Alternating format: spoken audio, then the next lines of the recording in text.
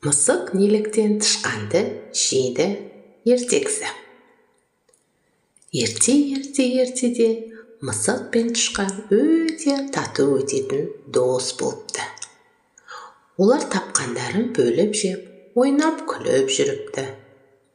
Сол кезде адамзат жыл мүшелдерін белгілеу үшін бір жылы хайуанаттарды жинап, сайлам жүргізбек болыпты.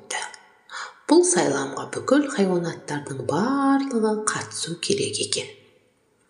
Ертең сайлам жүргізіледі деген күні ұйқышыл мысық таңертең ұйықтап қалып, сайламнан құр қалмайын деген оймен қағылез досы тышқанға: ағайын, ертең сайламға бірлікте барайық. Ұйқының қаттылығын өзің білесің.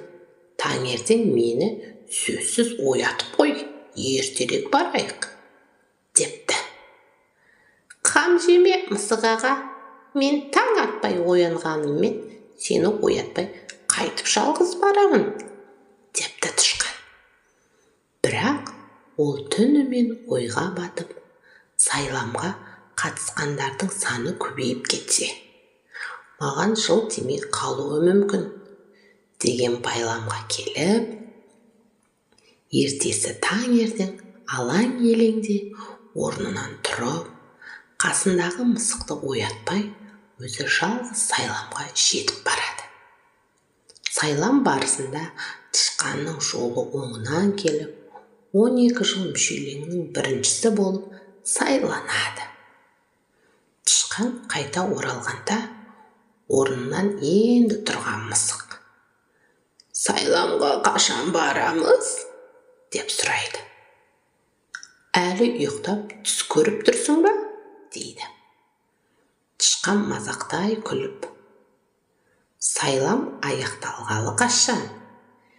Мен сайланып қана алмастан біріншілікті қолдан бермедім. Мені неге оята салмадың? Дейді мысық ренжіп. Ұмытып қалыппын, дейді тышқан.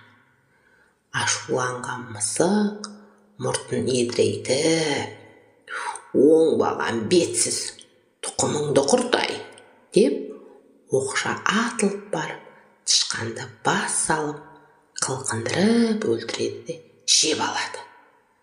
Бірақ мысық әлгі тышқанды өлтіргенімен жыл мүшелікке ие бола алмайды.